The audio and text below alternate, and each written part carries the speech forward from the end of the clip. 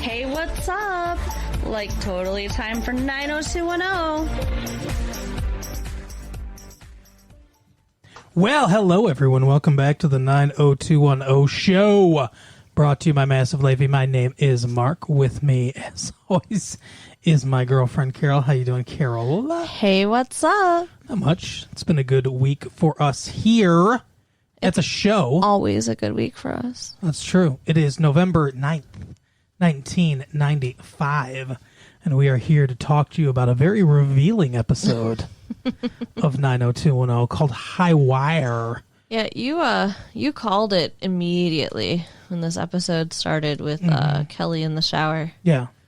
He's like, David's gonna walk in. Right. Well, it was the classic setup. She's in the shower, and I'm like, okay, well, they're not normally perverts on the show, so there's obviously a reason for this. And then they cut to him with a Walkman on, doing the worst dance moves in the world. Yeah, he is a giant dork.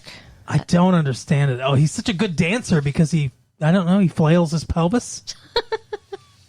He just thinks that he's really, really cool, and he thinks it so much he's able to convince some other people. The show thinks he's really, really cool, and I don't understand it. Do you really think so? Because I think the show's kind of laughing at him. You think the show's playing it for comedy? Yes. Possibly. So you think that Brian Austin Green thinks he's cool, and he thinks the character is written as cool, and he's playing it like, I'm so cool. Well, but the show, behind his back is like, this is comedy.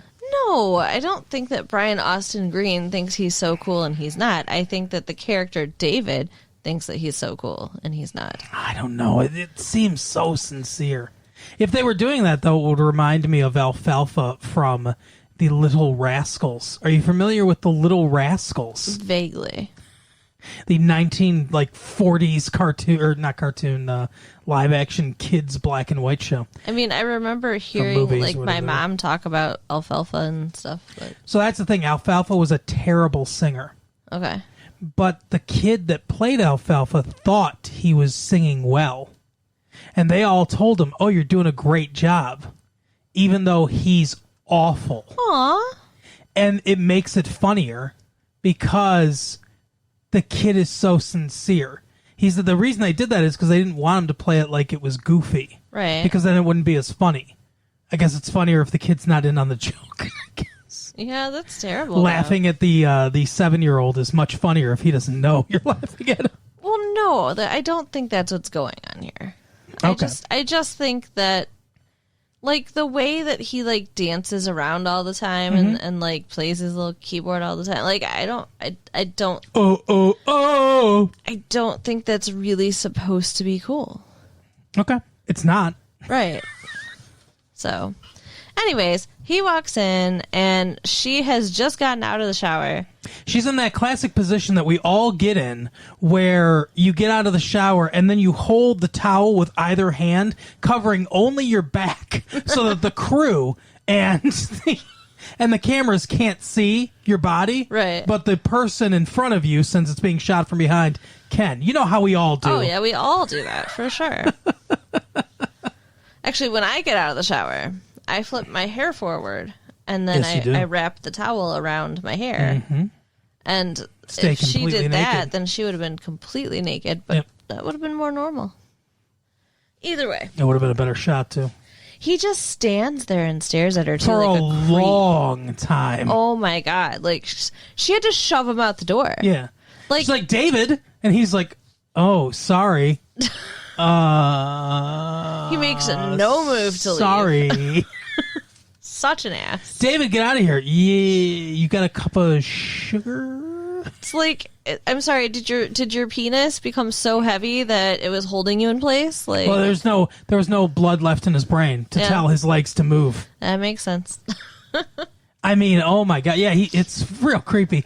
I was so enjoying them becoming more brother and sisterly. Yeah. And that, you know, because they had a couple conversations where, like, they have a secret just between the two of them, and they're watching out for each other, and they seem like they're becoming more of a family, and I liked that more than this dynamic. He's dating Donna. It's like, there's no real reason to bring this in. Yeah, it shouldn't have happened. You're right. There was no reason. at all. Because there doesn't need to be any sexual chemistry between them anymore, because he and Donna are in a relationship. Anymore. There never was. Well, he had a huge crush on her. Yes.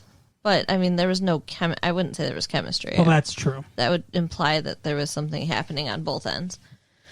Everyone apparently seems to think that seeing Kelly naked is the ultimate prize, by the way. Well, and it's weird to me because, like, Steve isn't jealous. He's seen her naked. He's been with her. Yeah. And he's like, I don't believe you. Does she have a birthmark? And he's like, yeah. And then he creepily goes through like a photographic memory of exactly what this birthmark looks like, where it is. See, I don't think that he would really have been able to remember that birthmark because that is not where he was staring. No, yeah, because upper thigh, and he wasn't looking there. But yeah, so he convinces Steve, and he's just like, "Oh, all right, good for you." Like, yeah, he's like, I can't get it out of my mind. He's like, I know it's. He says, use it later. Yeah. What the hell, Steve? That's awful. Oh my God. Poor Kelly. There's a lot of reducing women to their bodies in this episode. Yeah. It's a little creepy. It's no good.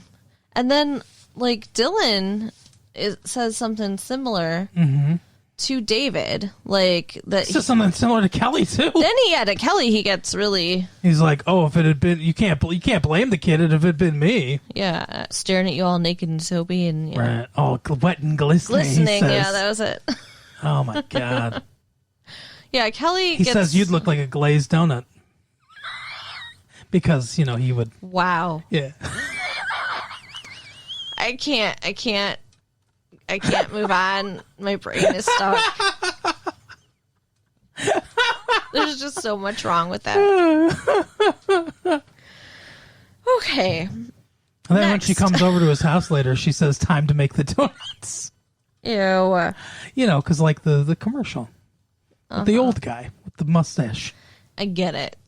And he says, where's the beef? No, she says, where's the beef? Let's build a sexual innuendo list out of all the commercial catchphrases. Plop, plop, fizz, fizz. Can we do anything with that? Oh, what a relief it is. Oh, my God.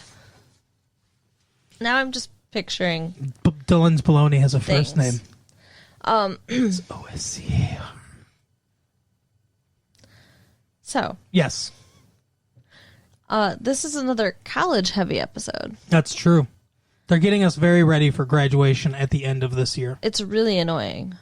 Like, it's just like, I feel like they're beating us over the head with it. I guess that's what senior year's like, but... Kind of, yeah. So, Brandon and Brenda's parents... Brandon and Brenda.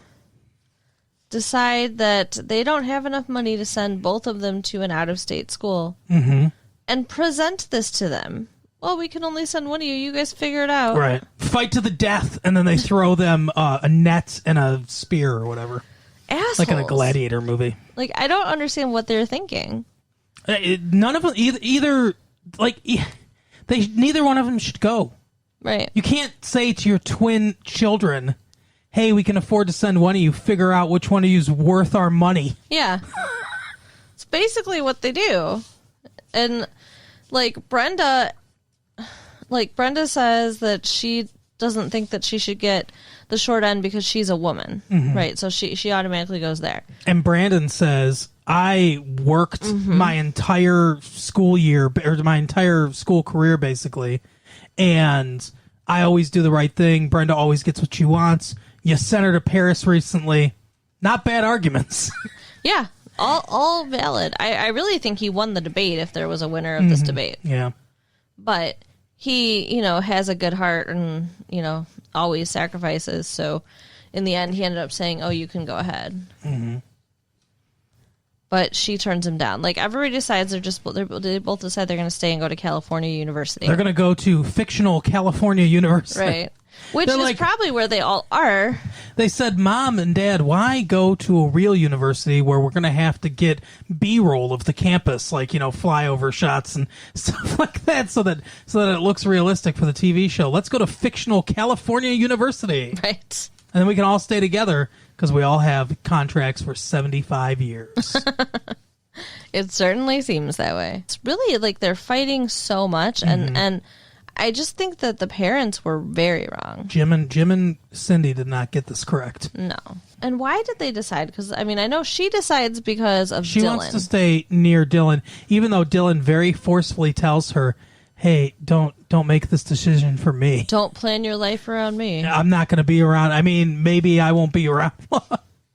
He should just break up with her. Absolutely. He's pulling away in so many very fundamental ways, but not telling her. He's doing a real disservice to her. And, like, at one point, she had stopped by the house. He's working on the bike, and she's talking about college stuff. And they end up having, like, another argument about how, you know, she thinks he should go to college and he's wasting his life. And he's like, not college isn't for everybody. So some people need to walk along the beach with a fake environmentalist and give them all their money. Yeah, he's not bright. He's not bright at all. Does he go to college? Like, I know he's in these episodes, so he's just, like, hanging out. He's just hanging around, yeah. I think he's just their friend. He's literally doing nothing. Yeah, I think so. I don't know, because when we started watching last season, when we started watching this show, the actual ones that are airing now, I'd never seen the show or heard anything about the show, so I didn't really pay attention to, like, what's the relationships here and what's, you know, like, why is Dylan around and stuff like that. I never really paid attention to what it was, but I think he's just there in Beverly Hills, and they're all also just there. Yeah. Huh. Like, I don't think any of them stay on campus, right? They all, like, still live at home and shit, don't they? Or maybe they don't. I don't know. We don't see. Steve lives at his fraternity. Yeah, with the gay guy that he outs like an asshole. Yeah, I think Jim and Cindy aren't around much. Jim was in a couple episodes where he's like, Dylan, this is your money, and I would divide against this. Yeah. But they're not around much. Yeah, I don't know where people live. They live in student housing, because, like, there was a episode, at least Steve does, because there was an episode, like, with the whole sexual assault thing, and, you know, he had a dorm room. Cool. Yeah. Anyway. So they all end up at the same university together. So it's kind of like kills the tension here, I guess. Well, only because we know. If we had started this back in 1992 or 93 when this was actually airing, then we wouldn't know. But Andrea is having all kinds of anxiety because she wants to go to Stanford. Yale? I said Stanford. That's why you're thinking that. I guessed Stanford, because it's still in California. Okay. But she wants to go to Yale in Connecticut. So she's having these nightmares about walking a tightrope. The titular tightrope. And the professor, the guide, what is he called? The fucking He's the advisor. Faculty advisor for the paper. The guy that we're going to see 2 more times after this episode and never, ever again. Yeah. So he's like shaking the bar, cutting the bar, and doing all kinds of things. Like, this is a recurring dream. So she's trying to make it. Her journey to Yale is from one end of this tightrope.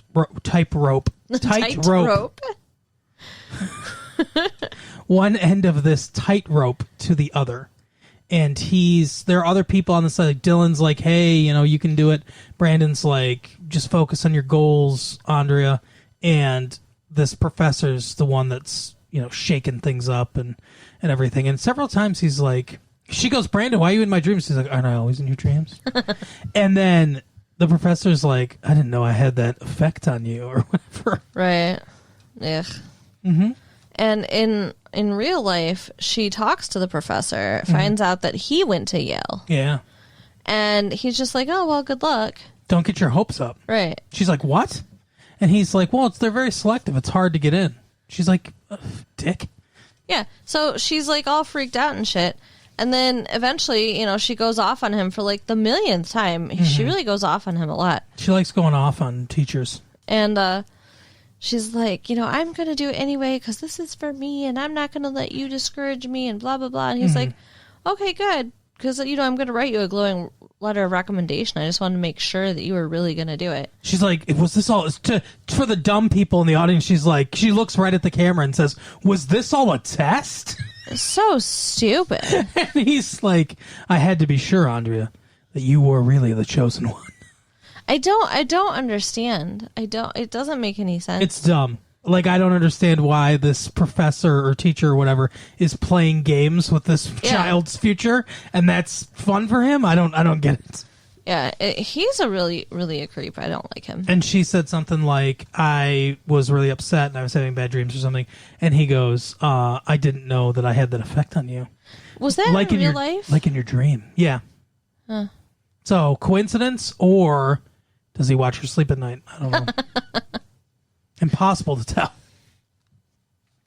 So, as we mentioned previously, there was quite a bit of flirtation between Kelly and Dylan this episode, where like she's complaining about being walked in on, and he's all like, "Oh, you know, whatever. I think you're so hot," and they continue to like bond over the fact that neither one of them want to go to college. Right. So at the end of the episode, she frickin' shows up at his house. And she brought him wrenches for working on his bike. Yeah, because Brenda had mentioned something that he was working on his bike.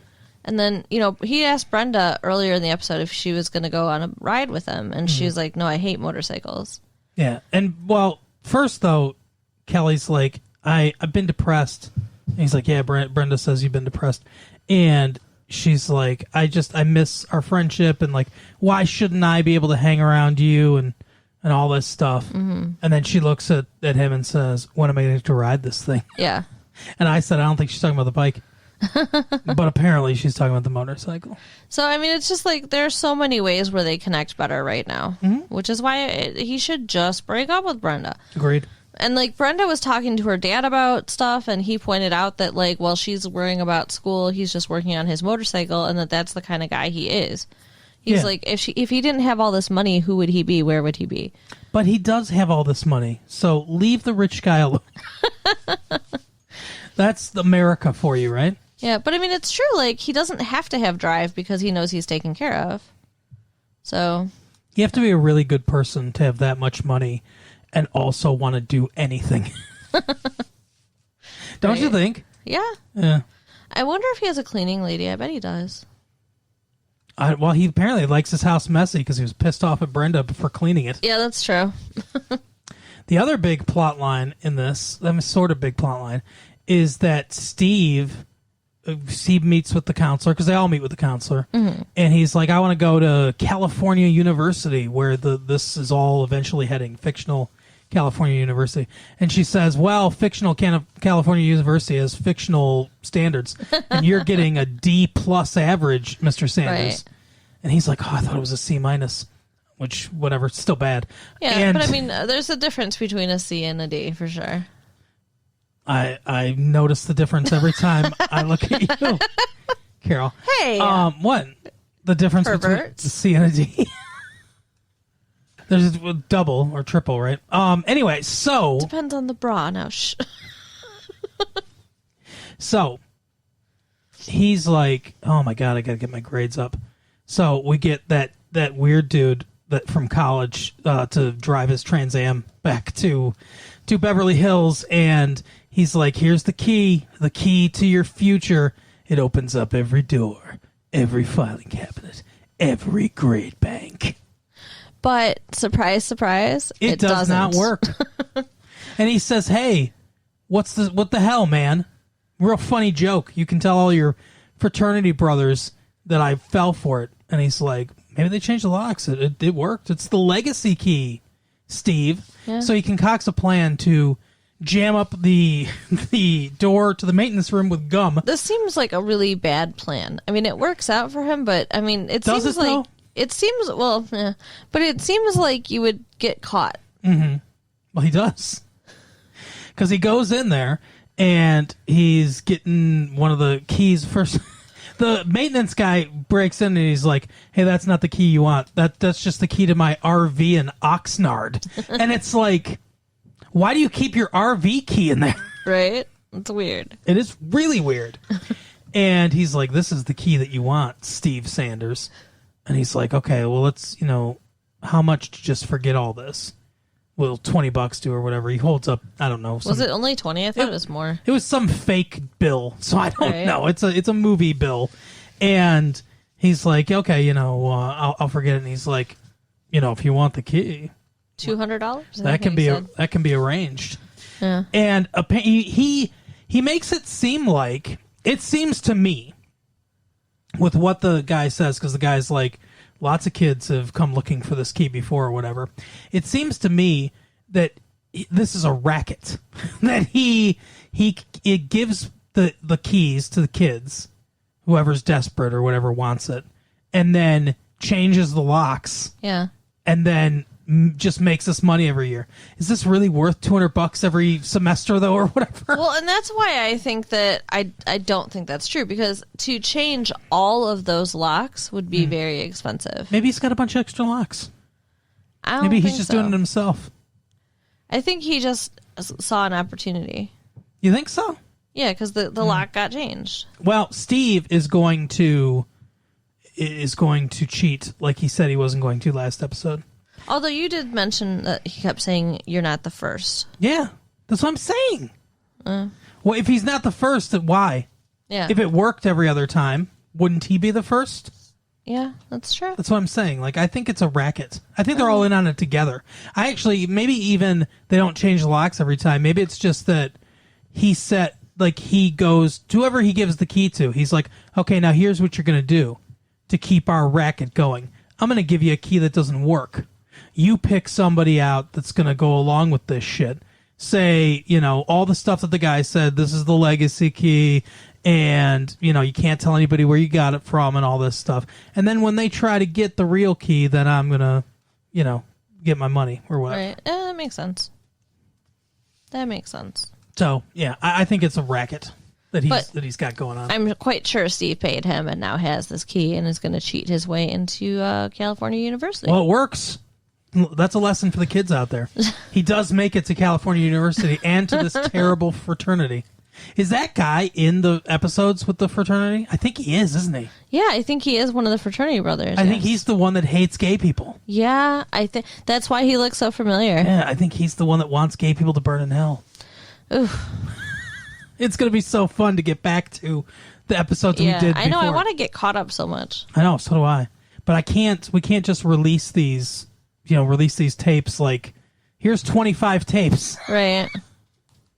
We got to go week by week. It's just going to take a long time to get caught up. But, I mean, we can make tapes as often as we want. We just don't release them more than once a week. That's true, yeah. So if we ever have, like, a whole week or something... We'll just take a month. We could just watch. We'll just take a month and do all of them. Yeah. We'll get caught up to real time. There we go. That's a good idea, actually. It's not bad. It's a brilliant idea, because I'm brilliant. No. Are you as brilliant as Brandon and Brenda, who decide that they're going to Brandeis University? No, they're going to... That's in Pennsylvania, I think, Brandeis. I don't know. I think it is actually in Philadelphia, too. But, okay, so we know Brenda's motivation. What was Brandon's? Oh, Brandon said, hey, I looked into it, and it turns out California University has a world-class fucking newspaper. Oh, yeah. And Brenda's like, yeah, and they have a world-class acting program. And Kelly's like, what's her name? Donna's like, they have a world-class art program. Everything that we want to do, they have a world-class program in. Yeah. Why didn't we all just decide on California University so long ago? Considering it's right there in Beverly Hills. Right. Yeah. Oh, fictional Donna. California University, where all your fictional dreams come true. We didn't talk about Donna, though. Donna meets with the guidance counselor. Donna. We didn't talk about that because that's a sad song because Richie Valens died in that plane crash. Oh, goodness. But the guy, okay, she's telling the guidance counselor that she's not going to go to college because her parents think she's stupid. Yeah, that's right. And no, she's going to go to Beverly Hills Community College. Yeah. She's like, it's not money or anything else. It's just that, they don't think that I should go. My parents are rich. They just think I'm dumb. Right. And they're like, their counselor's like, but you have a learning disability. And she's like, my dad thinks that that's the work of the devil. I mean, that's the mentality that we're dealing with here. So she's taking an art class, and it turns out that she's really, really good. Yeah, her art teacher's like, she brings the picture up that she's painting or whatever, drawing. I don't know how they're doing it, but she takes up in front of the class and she's like, hey, all you fucking losers, this is the work of a real artist. Right. You will never be this good. And then she gives it back to Donna and is like, hey, Do a portfolio. I don't care about all these bucks anymore. Do a portfolio. I'm going to help you out. That's kind of how it goes down. So, Kelly and Dylan, no college. Mm-hmm. Steve's going to cheat his way in. Kelly does go to college, though, doesn't she? I don't know. I don't think so. Really? I don't remember. She goes out for that play. That doesn't mean that she's in the school, does it? I guess you're probably right. I actually don't think she is doing this. I don't think she actually is in the school, though, now that I think about it. But you're right. She does go out for the play. So yeah, she's around, too, but I don't know what the hell's going on with any of them. Yeah, we'll figure it out. We'll get there eventually. Yeah. And then Brandon and Audrey from National Lampoon's Vacation continue smooching. There's a lot of their smooching, yeah. They're really liking each other. But they have zero chemistry. Yeah. We talked about that already, right?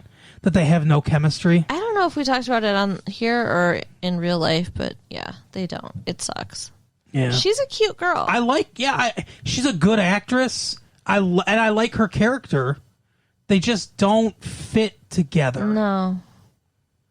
He needs somebody a little more crazy because yes, to balance out his white toast. That crazy college freshman, the daughter of the dean or whatever. That was a better, at least more entertaining relationship than what's going on right now. Yeah. But yeah, Kelly's enough crazy, I think, for him. Yeah. That makes sense why they, I so want to know what happened with that. Yeah. But we can't. We'll get there. We'll get to season 6 eventually. I'll just keep buying you VHS tapes. I mean, we're already in season 3. Yeah. Right? Yeah, we were. Yeah, this is season 3. So. And we left off season 5. The end of season 5. Yeah, season 6 is the one that's airing currently. So we only have a season and a half until we get to season 6. Yep. We'll get there. Yeah, we'll get there. All right.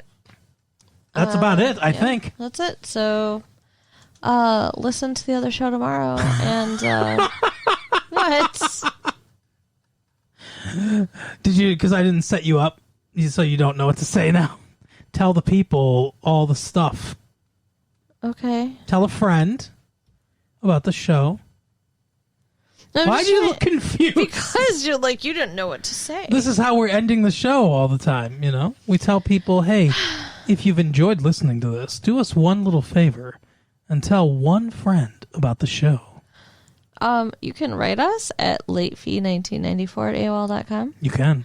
You can go to our website at retrolatefee.com. I would do that too.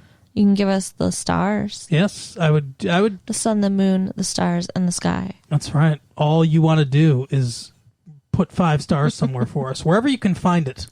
Right. Here in 1995, I don't know what to do. Stickers on our lockers. Yeah, sure. Do that. Put up a big sign in the hallway so we can see it. Yeah. Why don't you write what you think of the show?